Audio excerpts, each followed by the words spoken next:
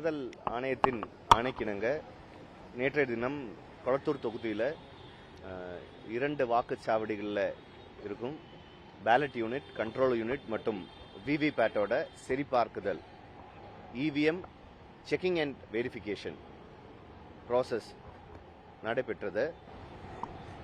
முழுமையாக அதோட பார்ட் 1ல் ஆல்ரெடி போல்டு ஓட்ஸ் சரிபார்க்கப்பட்டு கேண்டிடேட்டோட சீஃப் ஏஜென்ட்டுக்கு சரிபார்க்கப்பட்டு காமிச்சிட்டாங்க. அதுக்கு பிறகு ப்ரிலிமினரி மாக் போல், அதுக்கு பிறகு டீடைல்டு மாக் போல் 500க்கும் மேலான மாக் போல் எண்ணிக்கை செய்து அதுவும் சரிபார்க்கப்பட்டு விவிபேட்டோட எண்ணிக்கையும் சரிபார்க்கப்பட்டு நேற்றைய தினம் இருந்த 2 வாக்குச்சாவடிகளும் முழுமையாக 100% வெரிஃபை பண்ணியிருக்காங்க. இவிஎம்மோட வெராசிட்டி, ஒத்தென்டிசிட்டி செக் பண்ற ப்ராசஸ் தான் இது. முழுமையாக அது முடிவடைந்தது நேற்றுக்கு. இன்னைய தினம் வாக்குச்சாவடி போலிங் பூத் 17 மற்றும் 28 ஆகிய 2 வாக்குச்சாவடிகளின் control unit, ballot unit and VVPAT சரிபார்க்கும் பணி நடைபெற்று வருகின்றது. இதுவும் போல்டு ஓட் முதல்ல காமிக்கும் பொழுது 100% சரியாக இருக்கின்றது. மாக் போல் நடைபெற்று வருகிறது. மாக் போல், பிரிலிமினரி மாக் போல்ல போட்ட வாக்குகள் எண்ணிக்கையை சரி பார்க்கும்போது அது 100% கரெக்டாக இருக்கிறது. இந்த ப்ராசஸ் உச்சநீதிமன்றம் கொடுத்த ஆணைக்கிணங்க தேர்தல் ஆணையம் ஒரு விரிவான வழிகாட்டுதல், ஒரு எஸ்ஓபி கொடுத்திருக்காங்க. எந்த டவுட்டும்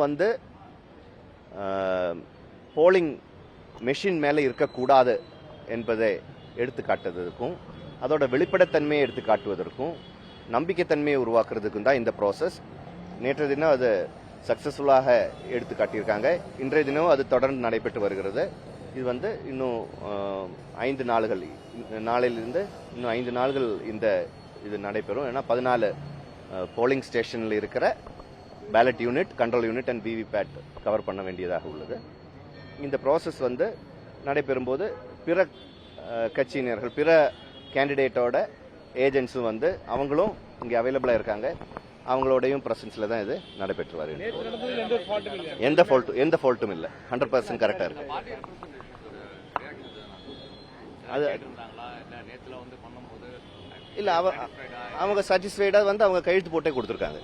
சாட்டிஸ்ஃபைடா அந்த சர்டிபிகேட்ல அவங்க அவங்களோட ஒப்புதலும் பெற்றிருக்காங்க.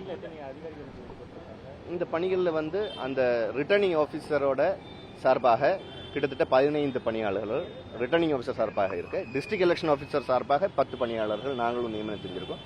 அதை தவிர போலீஸ்ல அதிகமான பாதுகாப்பு, இது கவுண்டிங் மாதிரி ஒரு ப்ராசஸ், கவுண்டிங்ல இருந்தா கூடியும் இவிஎம் மெஷின்ஸ் டீல் பண்ற ப்ராசஸ் இருக்கனால போலீஸோட அதிகமான ஒரு பாதுகாப்பு கொடுத்திருக்காங்க.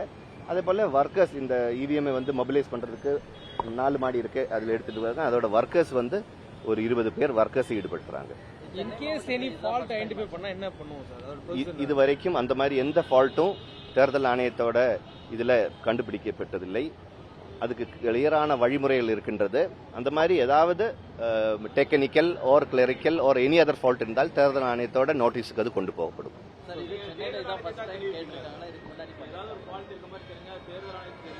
தேர்தல் ஆணையத்துக்கு அது எடுத்து சொல்லுவோம். ஆமா, இது வரைக்கும் எந்த ஃபால்ட்டும் வந்ததில்லை. இது மல்டிபிள் லெவல்ஸ்ல செக் பண்ணியிருக்காங்க. நேற்றைய தினமும் 100% சரி பார்த்திருக்காங்க. அதுக்கான டீடைல்டு கைட்லைன்ஸும் ஆல்ரெடி உண்டு.